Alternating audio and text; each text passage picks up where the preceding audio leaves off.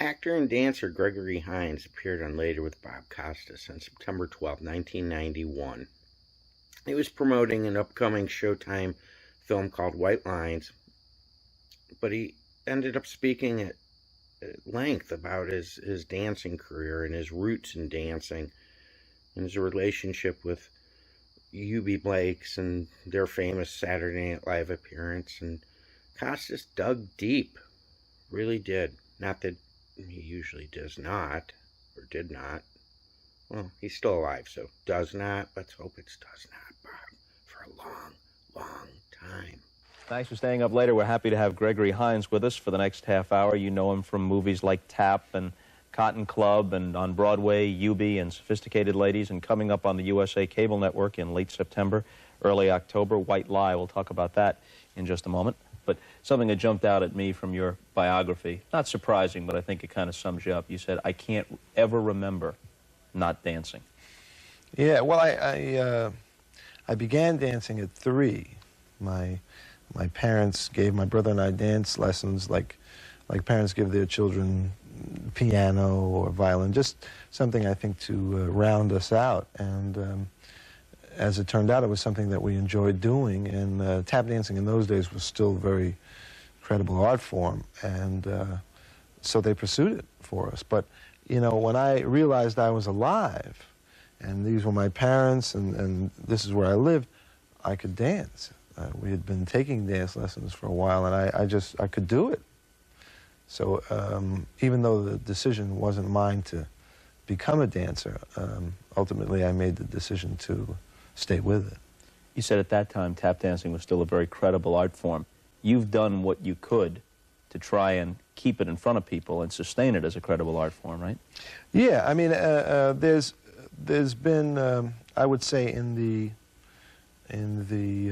late 60s or mid-60s, tap dancing just disappeared for a variety of reasons, or people theorize why.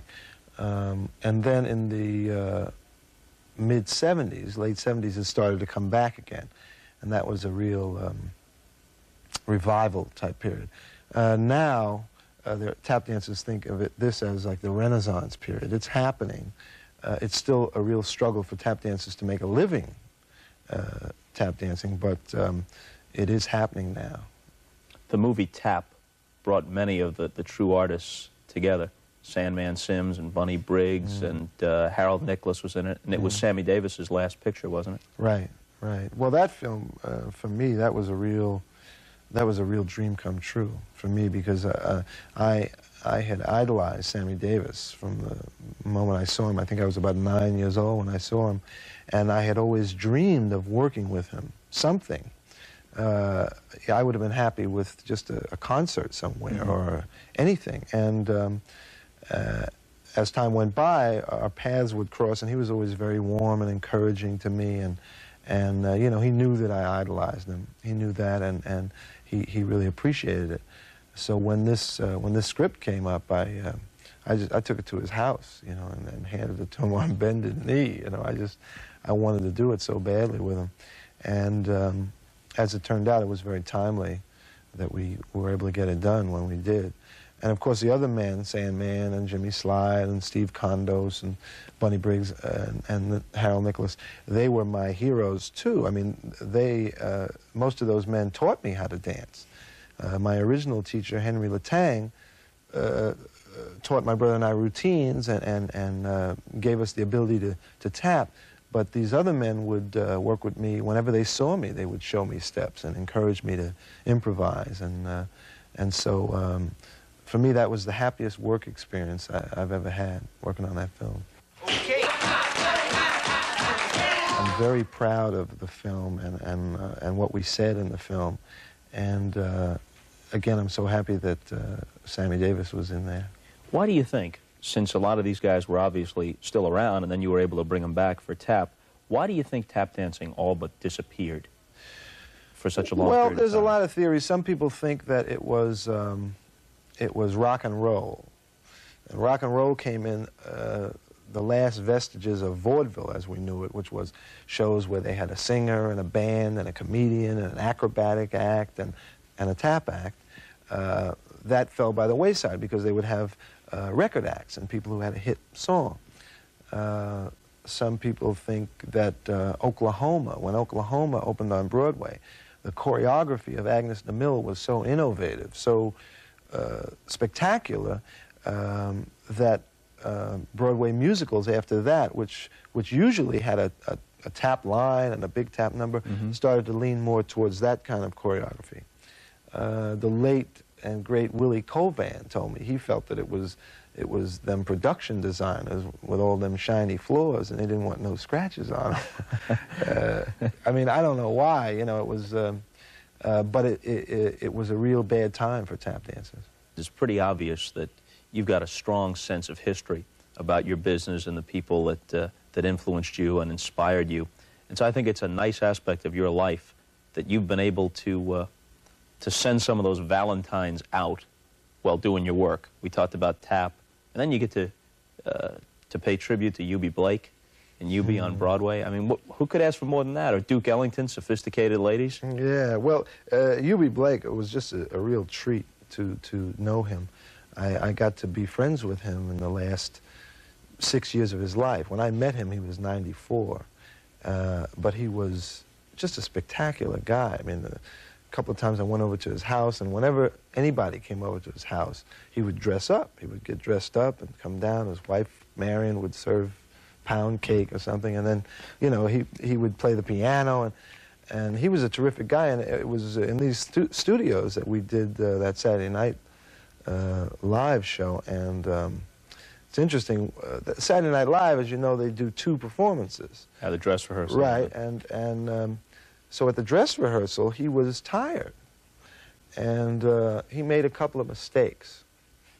So I don't know who it was. Somebody came up to me between the shows, and he said, look, he said, you know, maybe you should just do it by yourself, because if he makes a mistake, you know, it's going out live. It's going to look terrible. It's going to look like we got this old guy here. Yeah. And I said, look, I feel like he's a showman.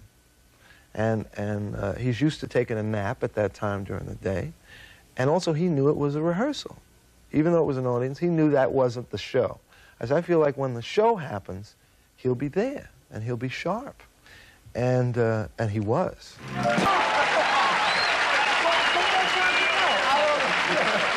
And after the show, he held court in the dressing room. I mean, John Belushi and Gilda, all of the people from the crew just sat, and he talked about how he bought his mother a house in Brooklyn in 1904 for $600, a brownstone house, and they were just enraptured by him.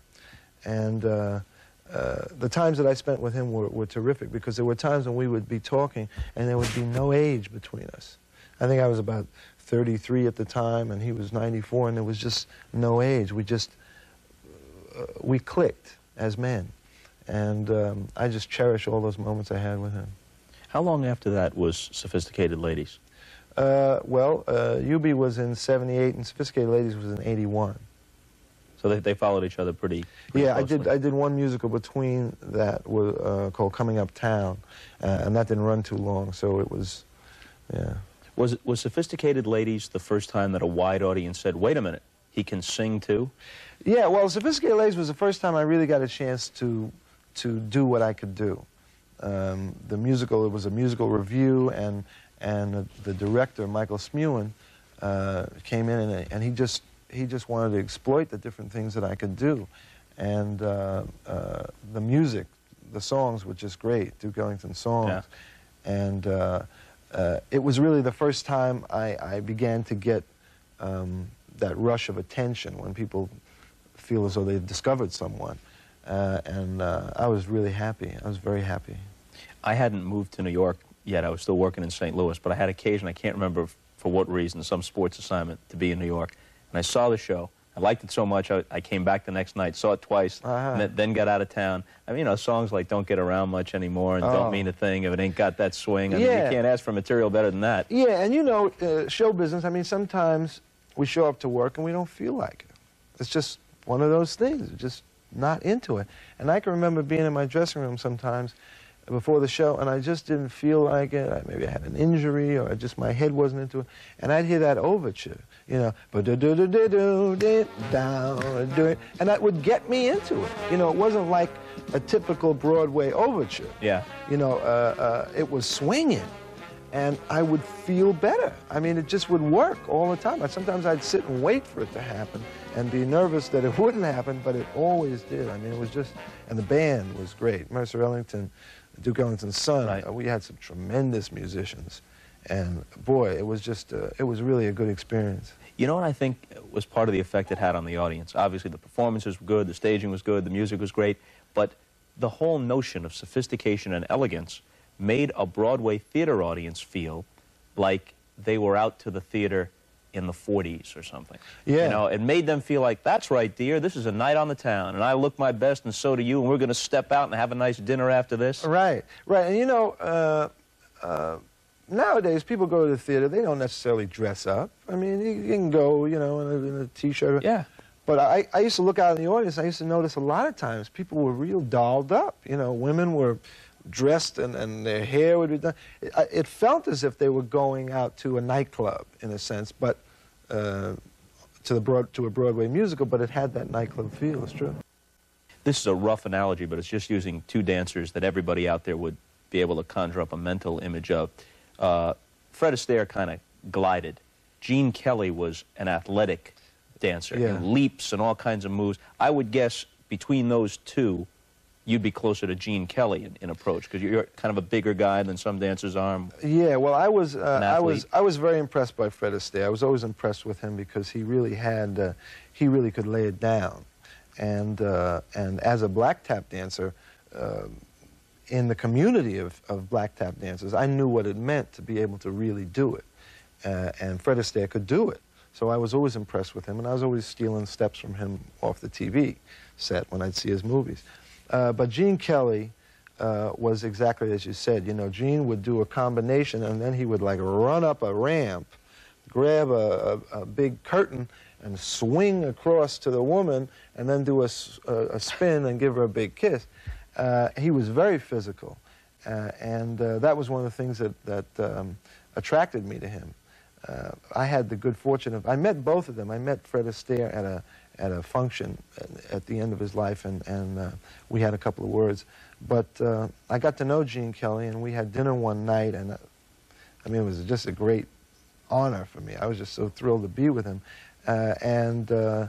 It was interesting, you know, he wanted to talk about me and what I wanted to do and the things, and all I wanted to find out was, you know, how he did that stunt in Anchors Away, or, you know, how he did those spins in The Pirate up on the, and it was an opportunity for me to really get a sense of a man who, I mean, physically, he was by himself, because most dancers, although Gene Nelson was like almost a mixture of the two of them. Remember Gene Nelson? Vague. He was in Oklahoma. He was great. You know, he never established himself on the level with those men, but both of those men knew what a great dancer he was, and he was very similar to each of them. Mm-hmm. But Gene, he used to really amaze me. I came across a clip. This is a big shift of directions here. I came across a clip one of our producers found of you, your brother Maurice, and Johnny Brown on the Ed Sullivan Show in 1964. Yeah. The Sullivan Show was still in black and white, Right. and you were Hines, Hines, and Brown. A lot of people remember Hines, Hines, and Dad, Right. with Maurice Sr., of course, Dad. Right. But Hines, Hines, and Brown had slipped my memory if it was ever in there. This, this was something. That was the first. That was the first grouping. I mean, first it was the Hines brothers, and then my father had a group, and Johnny Brown was in the group, and then we all got together. And I remember that. I was, let's see, I was 18 years old at the time. And the Ed Sullivan Show, as you know, was like the apex. Right. I mean, to get on the Ed Sullivan Show and do well was to get work. And work would start just coming in, as it did, actually. I mean, I couldn't believe it. You know, we were like just living from hand to mouth and working every now and then. We got a spot on the Ed Sullivan Show, and we just got, you know, maybe a couple of months' worth of work. How much has your versatility helped you? Obviously, it helps. You can sing, you can dance, you can act. But has that last part been hurt a little bit by the first identification that this is a song and dance guy, and so it's harder to establish yourself as an actor? It's possible. I mean, you know, I'm always trying to, you know, if there's a role that I want, I go after it very aggressively, because I'm always concerned about how I'm perceived by whoever it is that has the power to cast the part. As a dancer, I feel very confident. I feel like that's the way that I can really express myself. If I have something to say, when I put my shoes on, I feel like I can say it. As a singer, I feel like I'm developing and I enjoy singing. I like it. And as an actor, I feel like I gain confidence with each part. I continue to study acting. I enjoy being around actors. When I get a really good part, I'm just as happy as I can be. But I do feel sometimes that people might think of me more as a song and dance man and say, well, I don't think it's right for him, so I have to go after it, which I don't mind, because if it's something that I want to be aggressive about it. No singing and dancing in White Lie, right, coming up on USA Cable? No, no. Straight Usually drama. I try to find a spot to do a step in every movie. I mean, even if it's just a little, but no, there's no dancing in that. I think they gave me a rundown of the plot, but I haven't seen an advanced tape or anything, so why don't you take it? You can do a better job. Well, I play a man who is got a great life. I'm a press secretary for the mayor of New York. Everything's working out in my life. And I find out in a very strange way that my father was lynched 30 years ago in Georgia. My mother told me he was killed in a farming accident, and she then moved east and pulled her life together. So I go back to find out what happened, and I find out that he was accused of raping a white woman. And as I dig further, I find that he and the woman were really lovers, and they were discovered, and the natural course of things in those days took effect. But the worst thing, people like Donald Campion. It's very well written, and some very talented people. Annette O'Toole is in it, and Bill Nunn, and Greg Henry, and a fine young director named Bill Condon. I was very happy to get the part. That was one of those parts where I was concerned that maybe because of how people might perceive me, I wouldn't get it, and I was very happy to get it, and I enjoyed it. I hope people like it and are enlightened by it. Well, Gregory and I are going to sit here and talk about Luis Aparicio and Chico Carrascal, but you can't watch because the time's up. We're out of here. Thanks a lot. Pleasure. Okay, see you later.